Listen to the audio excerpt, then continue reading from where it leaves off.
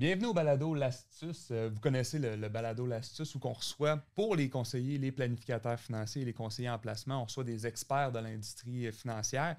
Parmi ces experts-là, on reçoit des avocats, des notaires, des fiscalistes, des comptables, on reçoit même des économistes. Et aujourd'hui, on en reçoit un économiste. Vous le connaissez. Là. Mon invité aujourd'hui, il est stratège en chef, économiste senior, vice-président répartition d'actifs et gestionnaire de portefeuille, mais aussi, je dois le dire, un vulgarisateur hors pair. Sébastien McMahon, merci d'être là. Ça fait plaisir, merci.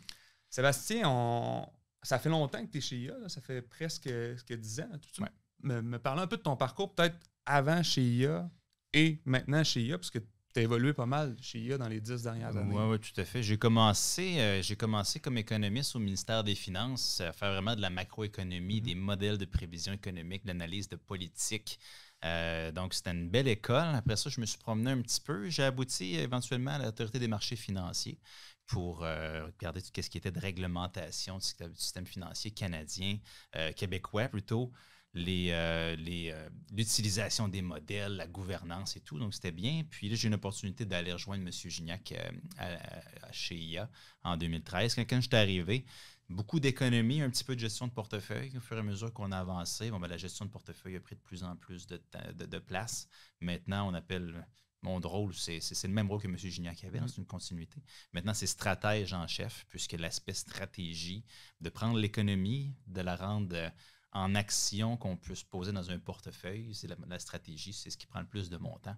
Donc, c'est une belle continuité. Mais comme tu as dit, mon titre est assez long maintenant. Je fais de l'économie, je fais des marchés, je fais de la gestion de portefeuille, de la stratégie. Donc, tout pour passer de très belles journées. J'imagine que ça prend une équipe quand même là, autour de toi pour être capable de gérer tout ce volet-là parce que c'est ça, t'en tires large. On te voit beaucoup à la télé aussi. Il y a une belle présence médiatique là-dessus. J'imagine que tu as du plaisir à faire ça aussi, mais ça te prend une équipe autour pour te donner un coup de main. Tout à fait. On a une belle équipe. Dans l'équipe d'allocation d'actifs, on est à peu près une dizaine. Qu'est-ce qui est intéressant, c'est qu'il y a une partie de l'équipe à Toronto, une partie de l'équipe à Québec. On a même quelqu'un qui est basé à San Francisco dans l'équipe. Donc, c'est assez varié comme expérience, c'est assez varié comme réalité. Puis, la contribution de chacun fait en sorte qu'on est capable de faire des choses assez intéressantes en 2022. Là. Dis-moi, pourquoi Clément, tu le connaissais avant? Parce que là, tu as été plus dans le volet politique, celui-là que tu as connu. Non, pas du tout. J'ai jamais fait de politique de ma vie. Je me tiens loin de la politique même. Puis M. Gignac, la première fois que je l'ai rencontré en personne, c'est quand je me suis assis avec lui pour faire l'entrevue. Je ne l'avais jamais rencontré de ma vie. Donc, le timing a été bon. Les atomes crochus ont pris le dessus. Puis, on a passé un beau... 8 ans ensemble environ. Donc, comme mentor, c'est une très belle opportunité. Puis, on se parle encore. En m'en venant ici, je lui parlais dans l'auto au téléphone. Donc, on a une relation qui perdure. On va rentrer un peu dans le contexte des marchés, Sébastien. Là, on va le dire la date aujourd'hui parce que le balado aujourd'hui va être diffusé le 13. Aujourd'hui, on est le 10 juin 2022. Je pense que c'est important de dire les dates parce qu'il y a des choses qui peuvent se passer à tous les jours. Tout à fait. Les thèmes chauds, en fait, inflation, guerre en Ukraine, conflit commercial avec la Chine, Corée du Nord, arsenal nucléaire, vieillissement de la population au Québec, pandémie mondiale de la COVID-19, changement climatique. Bon, ma première question, c'est toi, comment ça va? Ça va bien. Tu as oublié d'ajouter aussi que le Canadien premier choix repêchage cette année. Aussi, donc, il y a ça, donc ça bouge. Mais l'économie mondiale, il faut vraiment se situer dans le temps quand on regarde tout ça. N'oubliez pas qu'en 2018-2019, tout le monde se disait qu'il y a une récession qui s'en vient éventuellement, elle va arriver quand? Puis on pensait probablement 2020, juste parce que les graphiques, on regardait les lignes les données économiques qui faiblissaient. Probablement, ça va avoir assez faibli en 2020 pour avoir une récession. Puis finalement, pandémie mondiale. Bon, pandémie mondiale qui frappe. Le patient était vraiment couché sur la table, était l'économie, qui était le patient, qui était malade. Il a fallu lui donner un traitement choc. Donc, on a donné un traitement à choc pour sauver l'économie de la dépression. Une dépression économique, ça fait mal. C'est du taux de chômage de 30 à 50 %. On a vécu ça dans les années 30, ça dure 10 ans. Donc, c'était ça qui nous guettait si on ne faisait pas, quand je dis on, la politique fiscale, politique monétaire, si on ne faisait pas une intervention choc. On a sauvé le patient en 2021. On a eu un effet d'euphorie. Puis tout le monde s'est retrouvé plus riche. Les marchés étaient plus hauts. Tout le monde avait plus d'épargne. Tout allait bien. Mais ce n'est pas normal, après une pandémie mondiale, que tout le monde sorte de là plus riche. C'était temporaire, cette mesure-là. Puis là, on est dans les effets secondaires aujourd'hui. C'est l'inflation qui commence à gruger le pouvoir d'achat des ménages assez pour faire en sorte probablement qu'on va avoir une récession technique devant nous, une récession dans les prochains 6, 12, 18 mois, dépendamment des régions du monde. Donc, Canada, on va bien, là, mais si la planète ralentit, on va ralentir nous autres aussi. Donc, récession technique qui s'en vient. Les marchés qui ont poussé beaucoup, éventuellement, il fallait voir un retrait de cette liquidité-là arriver par les banques centrales. L'histoire est assez simple. Les ménages ont mis beaucoup d'argent de côté pendant la pandémie en disant, maintenant, je peux l'utiliser pour faire des projets. Quand on met de l'argent de côté, on la met dans les marchés beaucoup, donc les marchés ont été gonflés. Maintenant, l'inflation fait en sorte que ça coûte plus cher à l'épicerie, ça coûte plus cher à la pompe, on a moins de sous pour payer autre chose. Puis hier, il y avait un sondage qui était publié dans la presse qui montrait que même les Canadiens, c'est 3 sur 4 qui commencent à faire des choix difficiles, besoin de couper dans ses dépenses à gauche et à droite, même d'emprunter de l'argent des parents ou des amis pour payer les dépenses courantes. Donc, ça, c'est ça une récession. C'est quand on a moins d'argent dans nos poches, on peut moins dépenser pour s'acheter des biens puis des services. Puis aussi, pour les gens qui ont épargné, l'épargne, maintenant, va servir à financer le rythme de vie. Donc, on voit l'épargne baisser, puis on voit l'argent sortir des marchés pour payer pour cette inflation-là. C'est pour ça que les marchés, on est le 10 juin, les marchés sont repartis à la baisse avec du style hier en fin de journée, en attendant des chiffres d'inflation américaine de ce matin. Le chiffre d'inflation est encore pire qu'on s'attendait, donc les marchés sont encore lourds aujourd'hui. On pense qu'on est dans un marché baissier qui fait juste commencer. Donc, 20% et plus là, de recul. Je pense qu'on est là-dedans. Est-ce que ça va nous mener jusqu'en 2023? Peut-être. Mais après l'euphorie de 2020-2021, si on n'avait pas vécu ça, ça aurait juste voulu dire qu'il y a une bulle qui se serait gonflée encore plus grosse, puis ça aurait fait encore plus mal. Donc, c'est normal ce qu'on vit là. C'est pas amusant ce qu'on vit là, mais c'est tout à fait normal. C'est tout à fait sain. Puis quand on sortira de ce bear market-là, si on en a un, c'est mon pronostic, on va avoir des bases très solides pour probablement une bonne expansion qui va durer, là, mais il faut passer par là. Donc aujourd'hui, là, on a parlé de l'inflation, mais c'est quoi les indicateurs comme gestionnaire de portefeuille qu'on regarde? Là, on a parlé de l'inflation là, qui a fait en sorte que les marchés, l'inflation américaine aujourd'hui. Et c'est quoi les autres indicateurs que tu regardes de près actuellement? On regarde toujours l'emploi. Puis un matin, il y avait l'emploi Canada qui montrait que l'économie canadienne est en très bonne forme. Il se crée beaucoup d'emplois, surtout à temps plein. Maintenant, on voit que les entreprises canadiennes commencent peut-être à se cogner le nez sur peut-être le dessus de la tête là, sur l'emploi maximum. Les salaires commencent à pousser beaucoup. Le taux de chômage est plus bas depuis qu'on a des données en 1976. On voit que les emplois qui se créent sont tous à temps plein, puis ils se perdent des emplois à temps partiel. Fait qu'on voit que les entreprises sont en train de sécuriser leurs travailleurs pour dire pénurie de main-d'œuvre, les gens que j'ai, je les mets à temps plein pour sécuriser. Donc, on voit qu'on est en train de tout sécuriser ça. Donc, l'emploi, c'est un morceau important. L'inflation, bien sûr. Ce qu'on aime regarder dans le moment, quand on est dans des points d'inflexion comme ça, c'est l'évolution de la confiance des ménages, confiance des entreprises. Puis au Canada, la confiance des ménages est en train de reculer, mais quand même pas à des creux historiques. Mais ce matin, juste avant de rentrer ici, je regardais, il y a des chiffres de l'emploi, la confiance des ménages aux États-Unis, de l'Université du Michigan. Le chiffre qui est sorti ce matin, c'est le plus bas de l'histoire. Donc, on voit que les ménages sont moins confiants. Donc, si on paye plus cher pour tout ce qu'on a à s'acheter, moins d'argent dans nos poches, ça heurte la confiance. Puis si on a la confiance qui est difficile, c'est pas vrai que les gens vont s'acheter une autre voiture, une autre maison, des meubles. Donc, c'est comme ça que ça commence, des récessions. Donc, la confiance, c'est assez important. Puis finalement, les banques centrales, ce qu'elles font, c'est omniprésent depuis 10-15 ans. Donc, les banques centrales, ce qu'elles disent, ce qu'elles font, qu'est-ce qu'elles veulent laisser croire qu'elles vont faire pour garder les attentes inflationnistes ancrées, c'est un morceau très important de l'équation. Fait que c'est pas un portrait rose qu'on a dans le moment, dans tous les indicateurs qu'on a. Mais le travail d'économiste est très intéressant ces temps-ci. Parlant de l'inflation, on en a parlé un peu, mais tu sais, les conseillers, les planificateurs financiers, quand ils vont faire des planifications de retraite, on doit prendre en considération l'inflation à long terme, évidemment. À court terme, c'est sûr que là, il y a des inflations énormes, mais toi, qu'est-ce que tu pourrais dire à un planificateur financier qu'aujourd'hui fait un plan de retraite? L'IQPF, l'Institution de la planification financière, projette, si je ne me trompe pas, à 2,3-2,4 % actuellement. Toi, qu'est-ce que tu en penses sur une longue période, là, pas sur une courte période? Sur une longue période, les banques centrales devraient être capables de ramener ça dans la cible de 1 à 3 fait que ça, il n'y a pas trop d'inquiétude à avoir là. Le danger, c'est toujours que les attentes inflationnistes s'ancrent trop fortement, puis qu'on ait de la difficulté après ça à ramener ça vers la cible. Parce que s'ils commencent à signer un paquet de conventions collectives avec 5, 6, 7 d'inflation attendue, parce que c'est ça qu'on a eu récemment, puis des contrats de fournisseurs aussi, ben c'est ça qu'on va avoir comme inflation, 5, 6, 7 ça va se réaliser. Je pense que les banques centrales devraient réussir, mais la pénurie de main-d'œuvre qui pousse les salaires dans le moment, on commence à le voir. Ça s'accélère, mais probablement que ça va être un thème des 10-15 prochaines années. Donc, la façon que j'aime le voir, c'est que depuis 2010, on était dans le range de 1 à 3 mais dans le bas du range. Probablement que dans les 10 prochaines années, on va être dans le range aussi, mais on va probablement plus être dans le haut du range. Fait que ça tend à du 2,5-3 en moyenne sur 10 ans.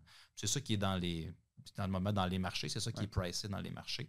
Je trouve que ça a du sens, mais à court terme, quand est-ce que l'inflation qu'on vit là va ralentir? Ça dépend de facteurs comme l'approvisionnement en nourriture en Russie, en Ukraine, en Asie, des sécheresses en Amérique du Nord, en Amérique du Sud. Le prix de l'essence, il y a des facteurs géopolitiques. Combien de temps ça va prendre avant qu'on diminue? C'est un bon gros point d'interrogation. Je regardais le consensus des économistes ce matin, puis le consensus, c'est environ milieu de l'année 2023 qu'on retourne en bas de 3 Donc, dans le moment, ça serait ça le pronostic de la profession, là. Donc, à long terme, ça va. À court terme, comment on va s'y rendre? À quel rythme? Gros point d'interrogation pour tout le monde. Et au niveau des taux d'intérêt, les taux d'intérêt actuellement qui augmentent à vitesse grand V, honnêtement, les consommateurs, souvent, c'est plus ça qu'ils vont regarder, là, le volet des taux d'intérêt. Toi, tu vois les taux d'intérêt en augmentation encore d'ici à la fin de l'année, j'imagine. On le voit beaucoup parler, mais à long terme, ces taux d'intérêt-là, est-ce que... Les taux d'intérêt, d'ici la fin de l'année, je les verrais plus à la baisse même. Si on s'en va dans un marché baissier, je parle le taux directeur de la Banque du Canada, ça, c'est à la hausse, ça, c'est certain. Ça, c'est vraiment le taux à un jour. Les taux 2 ans, 5 ans, 10 ans, dans le moment, sont élevés. Si on a raison, puis que l'économie mondiale va se détériorer au rythme qu'on le pense, puis que le marché boursier aussi va continuer vers un bear market, les taux d'intérêt, le sommet il est où exactement, je ne sais pas, mais probablement qu'on va finir l'année à des taux plus bas qu'aujourd'hui pour après ça repartir à la hausse éventuellement. Donc, espèce de jeu de yo-yo, sauf que les banques centrales, le resserrement de la politique monétaire, le taux neutre selon les travaux de la banque, c'est entre 2 et 3. C'est une fourchette, 2 et 3 Là, on est à 1,5 sur le taux directeur. Donc, pour s'en aller neutre, ça prend encore au moins une hausse de 50 ou une hausse de 75 en juillet. Les deux scénarios sont sur la table, tout à fait logique. Après ça, est-ce qu'on va arrêter entre 2 et 3? Est-ce qu'on va aller au-delà de 3? Ça va dépendre des données économiques. Là. Puis là, on parle macro, mais mettons micro dans le cadre d'un portefeuille. Aujourd'hui, en 2022, là, on voit beaucoup de CPG qui commencent à être achetés. Comme gestionnaire de portefeuille, cette stratégie-là, des certificats de placement garantis, parce que si tu dis que les taux-là, aujourd'hui, il y a peut-être une opportunité à acheter. Oui, tout à fait. Nous, dans nos portefeuilles, on est surpondérant en marché monétaire, fait l'équivalent pour mettre un CPG. Donc, cash is king là, quand il y a des bear markets, donc on est là-dedans. Barrer son argent dans un CPG trop longtemps, peut-être que ça va faire en sorte que quand il y aura des belles opportunités, ça va être difficile. Donc, il y a cette considération-là à avoir. Mais oui, les obligations, donc quand les taux d'intérêt du marché augmentent, la valeur des obligations baisse. Ça, faut juste se rappeler de ça. Depuis le début de l'année, le recul des obligations, il est historique. On n'a jamais vu une année qu'un recul aussi fort que ça des prix des obligations. Mais rendu au niveau où on est là, aujourd'hui, les obligations commencent à faire beaucoup de sens dans un portefeuille. Un taux d'intérêt de 3 et plus. Avant, il n'y a pas longtemps, on parlait de du 1 et quelques sur des taux de 10 ans. Donc, ça a plus de sens. Puis, si on a un marché boursier qui ne fait pas bien, bien là, la diversification qui va venir de détenir des obligations, c'est rendu plein de bon sens. Fait que d'avoir un profil plus défensif, plus d'obligations, du marché monétaire, mais sans s'attacher les mains avec des menottes pour 1 an, 3 ans, là, je pense que c'est une stratégie qui peut avoir beaucoup de sens. Parlons un peu du marché immobilier. Il y a une bulle là-dedans dans le marché immobilier. La hausse des taux, moi, je lis des affaires au niveau qu'on va voir des reculs au niveau de l'immobilier. J'aimerais savoir ton opinion là-dessus. Ouais, le mot bulle, je fais toujours attention dans l'immobilier parce qu'une bulle, par définition, c'est comme la bulle des dot-com. Là, ça gonfle sur de la spéculation qui est excessive, comme la bulle immobilière américaine de 2007-2008. Puis la définition d'une bulle, c'est techniquement quand ça éclate, une bulle, les prix ont tendance à reculer d'au moins 70%. Le marché canadien, je pense qu'il ne se qualifie pas. Surtout le marché immobilier canadien, il est maintenu, surtout Toronto, Vancouver, par l'immigration qui est très, très, très forte. Puis, je t'ai même une anecdote. Je me promène partout dans le Canada, je parle à des conseillers financiers partout. Puis à Toronto puis Vancouver, il y en a beaucoup de conseillers financiers qui ont flairé l'opportunité puis qui font aussi de l'immobilier sur le site. Puis tout le monde a toujours le même message. On n'est pas capable de construire assez vite pour tous les immigrants qui s'en viennent dans la région. Donc, il y a une raison pourquoi les prix poussent. Les prix sont élevés, mais il y a une raison. Puis, on a ajouté une couche de spéculation par-dessus avec les taux d'intérêt bas en 2020-2021. Ça, c'est certain. Il y a une grosse couche de spéculation, mais je ne dirais pas que c'est une bulle, je dirais que c'est une couche. Puis celle-là, il faut qu'elle se dégonfle. Les prix ont monté de 50% depuis 2020 au Canada, dans l'immobilier, en moyenne dans le pays. Puis là, avoir un recul de 5, 10, 15%, ça serait tout à fait normal, ça serait simple. Puis on finirait quand même avec qu'on serait encore 30-35% plus haut qu'avant la COVID. Donc, on serait quand même correct.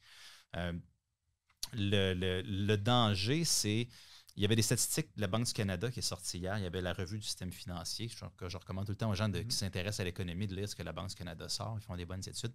Ce qui montre, c'est qu'au Canada, il y a seulement 35% des ménages qui ont une hypothèque. Un ménage sur 3 une hypothèque.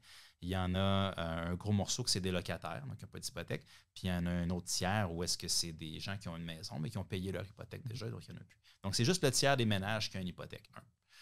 Dans ceux qui ont des hypothèques, ceux qui ont de 35%, il y a le tiers de ça que c'est des gens qui ont une hypothèque à taux variable. Donc, c'est 10% des ménages canadiens total qui ont une hypothèque à taux variable. Donc, quand on dit les taux d'intérêt vont monter, les ménages vont avoir de la difficulté, mais c'est 10%. Mais dans ce groupe-là, c'est des gens souvent qui sont le plus vulnérables. Donc, oui, il y a un risque quand même. Est-ce que ça peut devenir systémique? On peut se poser la question, mais il y a des gens qui vont avoir des difficultés. Puis, il y a une statistique qui sortait, c'était que parmi tous les ménages qui ont des hypothèques au Canada, il y a 15% qui ont un ratio de dette au revenu, puis le revenu, on regarde le revenu brut en passant, de 450% et plus. Donc, chaque pièce qui rentre avant impôt doit payer 4,50$ de dette, et qui ont une hypothèque à taux variable et qui ont déjà un amortissement de plus long que 25 ans. Donc, c'est des gens qui sont pris au maximum. Donc, avec un recul du marché immobilier, si on a acheté pour spéculer, si on a une perte d'emploi, ben là, on peut se retrouver avec une valeur de maison qui est en bas de l'hypothèque, puis déjà, on s'est mis en période de difficulté avec les taux d'intérêt qui augmentent. Donc, il y a des strates, il y a certains lopins de terre là-dedans qui ont des difficultés, mais le marché immobilier canadien, il est plus résilient qu'on peut le penser. Ça ne veut pas dire, par exemple, que c'est blindé non plus. Tu penses quoi, tu sais, en mai dernier, quand le ministre, au fédéral, ils ont sorti le budget, il y avait une clause au niveau que si on achète puis on vend après 1 an, c'est du revenu d'entreprise pleinement imposable. Il faut mettre ces mesures, des mesures macro-prudentielles pour éviter. Parce que, mettons que tu as un marché qui est équilibré, après ça, tu as une couche spéculative qui s'installe. Puis si tu ne fais rien, cette couche spéculative-là va gonfler, puis là, tu vas avoir une bulle. Donc, il faut que tu adresses ça. Puis on avait fait ça un peu au fédéral, puis dans certaines provinces en 2017, 2016-2017 plutôt, puis ça avait commencé à faire son effet. Mais là, on a un taux d'intérêt que tu mets au plancher, tu envoies beaucoup d'argent dans les poches des gens. L'économie fermée ne peut pas dépenser le revenu qui rentre, donc ça s'est envoyé. L'argent va toujours quelque part. Donc, on était dans le marché boursier, puis on est allé spéculer sur l'immobilier aussi. OK. Pour ce qui est, moi, j'aimerais ça qu'on parle un peu de la Chine. La Chine, c'est assez gros. Là, mais c'est-tu moi ou la Chine, c'est la seule place dans le monde qui a eu des baisses de taux d'intérêt dans les derniers temps? Comment ça marche? La Chine est encore en train de vouloir soutenir son économie. La Chine, c'est une économie qui est contrôlée. Bon. Puis, quand la COVID a frappé, la Chine a fermé très rapidement ses frontières, confiné les gens, stimulé l'économie beaucoup, puis elle s'est rendu compte que l'économie s'est mise à surchauffer très vite. Donc, après ça, on a commencé à mettre les freins. Puis, on a peut-être mis les freins un petit peu trop fort. Puis, Après ça, le COVID-0, ça a coûté cher. Puis on l'a vu là, cette année. On a fermé les frontières complètement. On a confiné une grande partie de la population encore. Puis là, ça a fait ralentir l'économie beaucoup. Puis là, on veut s'assurer de ne pas avoir de crash non plus. Fait que c'est pour ça qu'on est en train de stimuler comme on peut. Donc, le cycle de crédit en Chine, qui est un morceau très important, mais il est en train de se réaccélérer. Donc, ça, c'est une bonne chose. Mais c'est un indicateur avancé important dans tous nos systèmes, là, le cycle de crédit chinois. Mais on sait que ça a un impact avec un retard de 9 mois sur l'économie mondiale. Donc, ce qui est en train de se passer là, de la Chine qui vient juste de sortir de son grand confinement, en fin de semaine, ils veulent leur fermer pour faire des tests massifs. Ils disent c'est juste 2 jours de tests, mais la dernière fois, ils avaient dit ça aussi, puis on a fermé quelques mois, fait qu'on verra. Mais si la voie est libre et que l'économie chinoise repart, probablement que ça va revenir stimuler l'économie mondiale, mais fin d'année, début 2023. Puis l'économie chinoise, point de vue immobilier aussi, là, c'est chaud là, actuellement. Oui. Ils ont eu à attaquer les producteurs qui avaient beaucoup trop de spéculation de ce côté-là. Le marché immobilier chinois qui a eu des ratés. C'est assez... la politique embarque vite dans les marchés là-bas, puis c'est devenu un sujet chaud d'un point de vue politique. Oui, tout à fait. Mais ils ont de la difficulté. Les revenus gouvernementaux de taxation sont en baisse assez forte aussi. Donc, c'est toujours un peu compliqué comment la Chine gère son histoire, mais c'est toujours l'idée de garder l'immobilier accessible à tout le monde pour garder la population contente, s'assurer qu'il n'y ait pas de bulle, s'assurer qu'il n'y ait pas de crash non plus. Donc, c'est pour ça que c'est assez complexe quand on regarde tous les outils que la Chine met en place. Puis, des fois, on dit, il y a des conseillers qui vont dire, il y a des belles opportunités en Chine, mais de ce que j'entends tout le temps de tes collègues ou de toi, c'est la Chine qui est plus fatigant, on peut dire comme ça, c'est tout le facteur politique. Oui, tout à fait. Puis on ne sait jamais quand est-ce qu'ils vont décider d'attaquer les compagnies technologiques étrangères comme ils l'ont fait l'année passée. Le marché chinois, en termes de valorisation, il est vraiment pas cher. En valorisation historique, puis aussi versus les autres pays, c'est pas cher. Mais on ne sait jamais quand est-ce que pas cher peut devenir encore moins cher non plus. Donc, on va toujours avec prudence. Moi, je recommande toujours... J'aime bien étudier l'histoire. Puis il y avait JP Morgan, le père, lui qui a fondé la banque JP Morgan, qui disait toujours, dans ce temps-là, c'était très spéculatif. Fin des années 1800, début des années 1900, c'était un des marchés les plus spéculatifs. Il n'y avait pas de réserve fédérale. C'était les banques qui fallait qu'ils se mettent ensemble pour soutenir le marché. Puis lui, il disait toujours, vous ne me verrez jamais dans le bas ni dans le haut d'une tendance. Moi, mon argent, je le fais toujours dans le 70% du milieu. Ça s'applique surtout à des placements comme la Chine. Là, si éventuellement l'économie mondiale va mieux, on sort et on voit que la Chine carbure bien, puis qu'on voit que ça va bien depuis un bout, c'est peut-être bon d'embarquer pour faire la ride, là, mais d'essayer de timer le creux puis le sommet d'un marché comme ça, là, c'est de la chance. C'est juste de la chance. J'aimerais ça avoir l'opinion d'un économiste important comme toi au niveau... C'est quoi l'importance d'avoir un conseiller puis un planificateur financier? C'est la gestion des émotions. La gestion des émotions, surtout. Il y a plusieurs aspects. Là, mais celui que je mettrais numéro 1, là, c'est on fait tous face au même marché, tout le monde.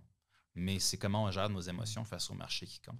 D'avoir un conseiller qui, peut nous conseiller dans ce long parcours-là que c'est d'investir, faire en sorte qu'on a un bon profil d'investisseur, parce qu'il faut que ça soit un regard à jour, puis un regard limpide. Tout le monde, là, n'importe qui assis sur son divan un soir avec un verre de vin, parler avec des amis, tout le monde comprend que c'est pour le long terme la bourse. Il y a de la volatilité, c'est normal.